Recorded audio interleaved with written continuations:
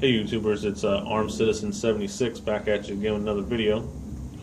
Today we're going to take a look at my Yugoslavian PAP M70 AK47. Show you some of the things I bought for it. Maybe give you guys some ideas and talk about some options of things that you can do with your Yugo rifle. When I first looked for an AK47, I didn't want to spend a whole lot of money on buying one because I'm not really an AK-47 fanboy, just wanted one in my collection. I kind of like AR-15s. Well, I wanted to stay under $600, so I did some reviews looking on YouTube and comparison and looking on websites to see what was available.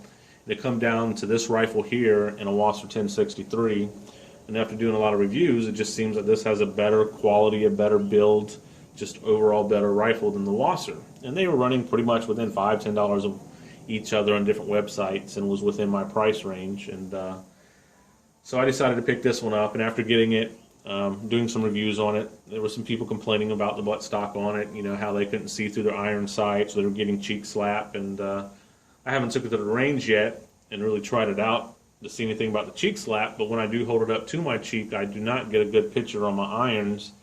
And it would be good if I had an optic on it, but I want to be able to see through my irons, so I really don't like that. And as far as the Wasser 1063 stock goes too, it's kind of on the small side. It's good as far as, you know, the length of pull is a little short for me because I am 6'1", but I still like it.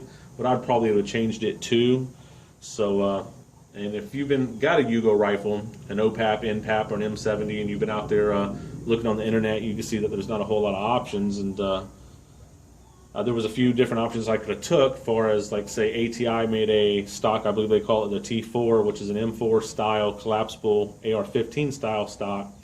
It was all plastic. The buffer tube was plastic. You know, the buttstock was made out of cheap plastic, and it doesn't fold. And I was actually wanting to do something that folded, so I started doing some more research. And really, the only thing I come across was a company called Ace, where they made stocks for this gun, and they made like a modular skeletonized stock, which I'm not really fond of those because they're not very comfortable.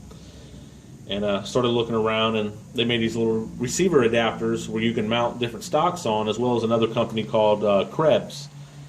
And I was kind of looking at Ace because they had these things, side folding mechanisms, but I still didn't want to put a modular stock on it. So I started looking on the website a little bit more, and they had this other one. It was called an AR-15 side folding mechanism. And I read about it. And what it is, it's you buy this receiver block, you buy this AR-15 folding mechanism, and then you're able to put like an AR-15 buffer tube on it and just put an AR-15 stock. So I thought that was pretty great. So that's kind of what I got, and I'll give you a look at some of the stuff here.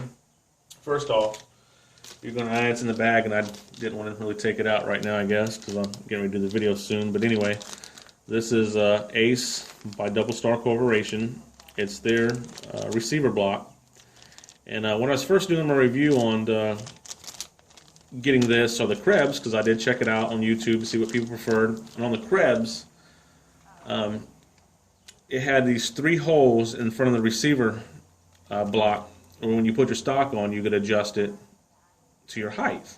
And on the Ace, they were showing that it only had 2 down low. When you put your modular stock on, it would drop it kind of low. And this mounting bolt here on the Ace goes through the front, where on the Krebs it goes to the back, and you got to go in through the inside of the receiver, and that makes it a little harder to install, which still ain't really a big deal. And then on the OPAPs, the receiver block kind of just drops in, because I don't think they have these pins down here at the bottom. But on the NPAPs they do, and what I find guys were having to do is take this receiver block and having to Dremel out little indentions in it, you know, to clear the pins to get this on, and then you were fine. Well, I guess Ace caught on to this and seen a lot of videos, because when I got mine in the mail, mine not only has the 2 holes down here for adjustment, they also added 2 more up here, and on the back side it is scalloped, cut out right here. I know you probably can't see it because it is in the bag, but I'll be doing a video on this later, and you can see I put my finger in it, and it is scalloped. So they took care of that issue. So I thought I was going to have to pull my Dremel tool out and solve that issue, but hey, great.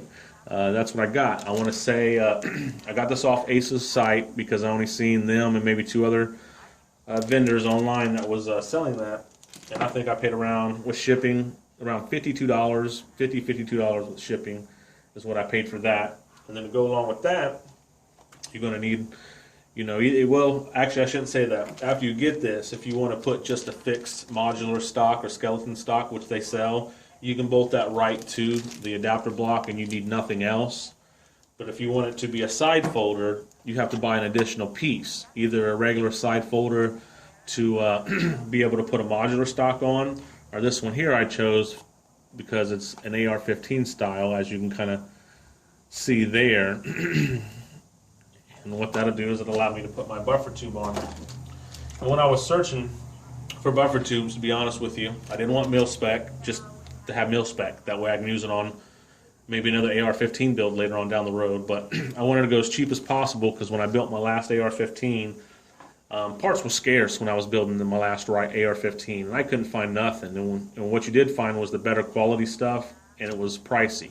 I'd bought a Spikes tactical buffer tube assembly with the STT-T2 buffer, and I want to say I paid somewhere around $100 or more for the buffer to spring and the buffer tube, and that was just ridiculous. So I got on Midway's site and come across UTG, which I bought some of their stuff in the past. I'm going to tell you right now, as far as the red dots and optics go, it sucks. Stay away from them. But any of like their stuff that's made in the USA, like their hand guards and some of their little mounts and stuff, the stuff that's made in the USA is actually real good quality. This was like $20 on Midway. It was the cheapest one that they had in stock that was mil spec. It's got the little UTG logo on the back, and I did put the stock on it already to see the wobble, and I'm going to tell you, it's almost like nothing, no wobble. This actually feels tighter than my Spikes, to be honest with you. And I'm not running a buffer or a spring in here, so I didn't think it was a big deal on what I got. So to save some money, I got that for $20. And then you're going to need, of course, your buffer tube nut, which this is a DPMS. It was the cheapest one they had on Midway. Once again, I was going with the cheapest one. It's just a nut. I think it was $3 and change, $3.99 or something like that. Got that. Now when it comes to the end plate, I could have got one real cheap, $8 or less, but I needed to put a sling attachment on here, which it does have the one on the front, but I plan on running a single point, and the Magpul stock has a QD there, but I don't like my sling that far back on it. So I bought the same thing that I bought for my AR-15, and I've actually got this at about $10 cheaper because they're widely available now. And when I bought them, they were barely find any of them. But it's the Noveski QD end plate, and we're going to put that on there so we can run a single point. So you're going to need that. And then I chose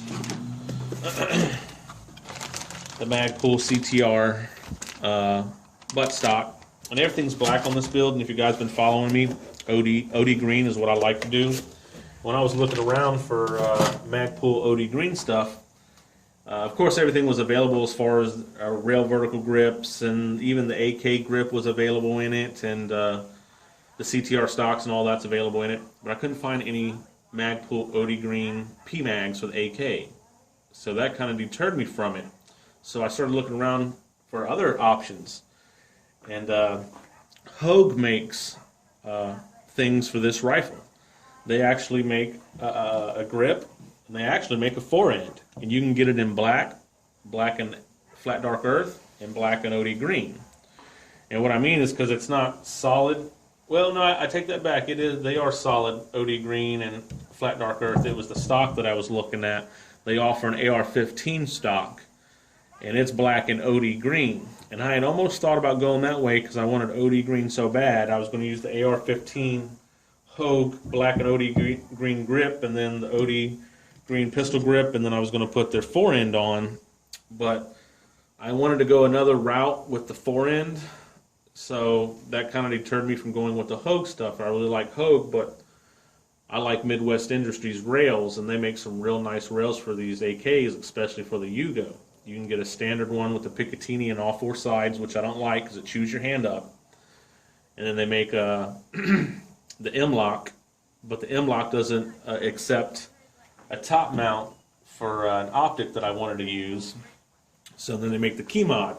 And I'm not fond of the key mod or the M-Lock. Only thing I like from Midwest Industries as far as the handguards goes was their SS series. Those was the best way to go. You just screw your Picatinny on there and you go. This way, you're with the M-Locks and the key mods, you're still having to put Picatinny on there, but to me it's just more of a pain in the ass to get it on there. So that's the reason why I kind of want to go with them. But the key mod, you was available to get the T1 top cover if you wanted to put it on it. That way you can co-witness your optic, and we'll get into that in just a second. But kind of getting off the subject here. But anyway, that's what I've got so far. I've got the 2P mags, got the CTR, I got a rail vertical grip, and I like the AFGs, but on this one, I'm doing a side folder so I can shoot it in the pistol position. So I kind of want to have something a little bit more to grab onto, and I can still kind of do the saucy grip with the RVG on the AK, so I'm going to go ahead and do that. And of course, you know, you got to have everything matching, mag pull, so I got the AK grip, and they make a Mo, and they make a Mo Plus. And I got the Mo Plus on my AR. What it is, it's rubberized, and I just like that feel a lot better. So, and that's kind of what I got. Tuesday or so, my Midwest Industries key mod rail will be coming in for this, and I got it with the standard top Picatinny top handguard because it comes in a set that way, or you could get it with T1 cover. What it is, they swap out. Instead of giving you one with Picatinny, it gives you this one that holds either an aim point like T1 or to hold a primary arms red dot, and that's the only two that'll fit it. But what it does, it kind of sits down a little bit in the handguard, and you're able to co-witness the third of your iron sights. And I wanted to co-witness, so that's what I did. But I wanted the option to be able to take this optic off and put something else on there if I wanted. So that's why I got the regular handguard too. And like I said, that'll be here Tuesday. But the mount for my primary arms from Midwest is like on 3 weeks back order, so I won't have that for a little while. But I chose to go with primary arms because when I was looking on their website, you know, I actually wanted to be able to co-witness any red dot of my choosing, but they just only had the option of using a T1 or primary arms, and primary arms kind of looks like a T1 in a way. And I just wasn't going to spend upwards of $600 for a red dot for a rifle that I didn't pay $600 for. You know, I wasn't going to have more money in my optic than I was in my rifle. If I was going to take another $600 and buy a red dot, I'd just buy me another AK or another rifle. So that's the reason why I decided to just go ahead and get this. This was $89.99 with shipping. It was less than $100. I don't remember how long the warranty is, but yeah, it's got a 1-year warranty, it says on it, but all the reviews online, you know, it's great. Even if I broke the thing 6 damn times, that'd still be about the price of what I would have to pay for an aim point. So I chose to go ahead and do that on this build. I'm not fond of using less expensive optics. I'm an aim point or a EOTech kind of guy. But on some rifles, you just don't want to spend that kind of money on them. And, that kind of shows you what your options are, at least what I found that's going to be suitable for me. And I'm going to get to putting the stuff on here and let you guys take a better look at it. If you guys know of any other companies that make things for this rifle, leave it down below for the other people. You know, share it, comment, like, subscribe, and until next time, guys, later.